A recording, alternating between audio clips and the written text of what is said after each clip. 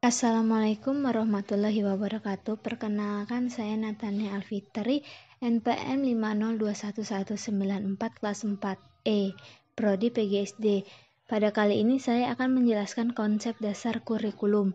Satu, pengertian kurikulum. Secara etimologis, kurikulum berasal dari kata dalam bahasa Latin kurir yang artinya pelari dan kurere yang artinya tempat berlari.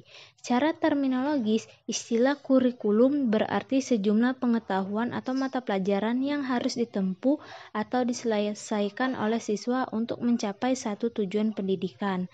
Jadi, kurikulum adalah perangkat mata pelajaran yang diberikan oleh suatu lembaga penyelenggara pendidikan yang berisi rancangan pelajaran yang akan diberikan kepada peserta pelajaran dalam satu periode jenjang pendidikan. 2. Telaah kurikulum. Telaah kurikulum merupakan hal yang penting karena setiap pengembangan kurikulum harus berpijak pada sejumlah landasan dan harus menerapkan prinsip tertentu yang diikat oleh ketentuan atau hukum yang disepakati. Hal-hal yang diperhatikan dalam kajian telaah kurikulum yaitu asas filosofis yang memberi arah pada semua keputusan dan tindakan manusia, asas psikologis yang berkenaan dengan perilaku manusia, asas sosiologis yang berkenaan dengan penyampaian kebudayaan, proses sosialisasi individu dan masyarakat, dan asas organisatoris yang berkenaan dengan organisasi kurikulum.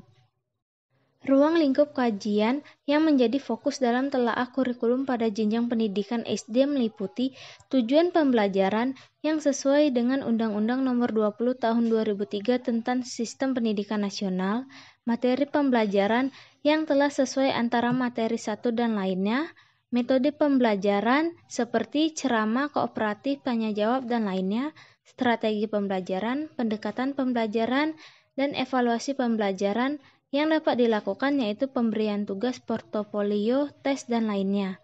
3. Prinsip kurikulum, yaitu prinsip relevansi, yang artinya kesesuaian dan keserasian antara kurikulum dengan tuntutan kehidupan masyarakat. Prinsip efisiensi yang berkaitan dengan upaya peminimalan penggunaan data, waktu, dan tenaga tanpa mengurangi hasil atau tujuan yang dicapai.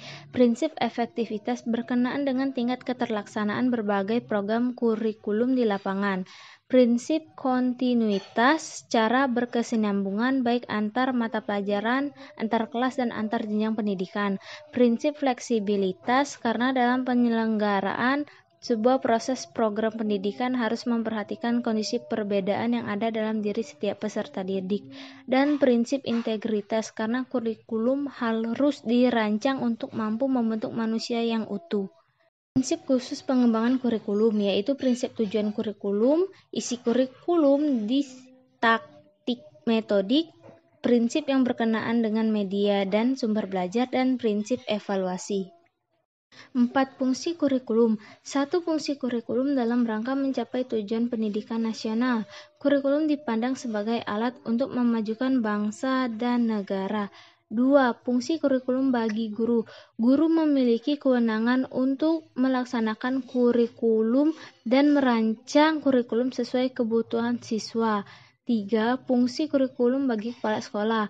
Melaksanakan administrasi kurikulum dan mengontrol guru dalam mengembangkan kompetensi siswa sesuai standar kompetensi lulusan. 4. Fungsi kurikulum bagi peserta didik. Bakat dan kemampuan peserta didik berkembang secara optimal dan lingkungan pendidikan yang menunjang. 5. Fungsi kurikulum bagi pengawas sebagai pedoman patokan dalam peningkatan mutu pendidikan.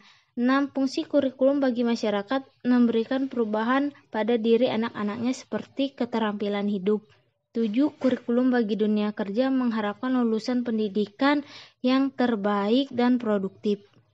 5. Dasar kurikulum. Dasar filosofis yang berpijak pada aliran filsafat tertentu. Dasar psikologis terjadinya interaksi antar individu manusia. Ada 2 bidang psikologi yang mendasari perkembangan kurikulum, yaitu psikologi perkembangan dan psikologi belajar. Dasar sosial budaya, tujuan, isi maupun proses pendidikan harus disesuaikan dengan kebutuhan kondisi dan perkembangan yang ada di masyarakat. Dasar ilmu pengetahuan dan teknologi, perkembangan iptek secara langsung akan menjadi isi materi pendidikan. Oleh karena itu, kurikulum harus menyesuaikan dengan perkembangan itu. 6. Tujuan kurikulum.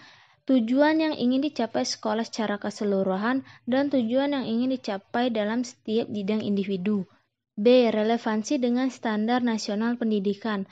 Relevansi dapat dikatakan sebagai tolak ukur sejauh mana sistem pendidikan dapat menyelesaikan masalah pendidikan. Relevansi pendidikan merupakan suatu hal yang berkaitan dengan kecocokan antara kemampuan yang diperoleh melalui jenjang pendidikan dengan kebutuhan pekerjaan. Oleh karena itu, kurikulum dikembangkan sesuai tuntutan dan keadaan zaman dengan tetap memiliki standar nasional pendidikan. Cakupan standar nasional pendidikan terdiri dari 8 standar, yaitu 1. Standar kompetensi lulusan adalah kriteria mengenai kualifikasi kemampuan lulusan yang mencakup sikap pengetahuan dan keterampilan. 2. Standar isi adalah kriteria mengenai ruang lingkup materi dan tingkat kompetensi untuk mencapai kompetensi lulusan pada jenjang pendidikan tertentu.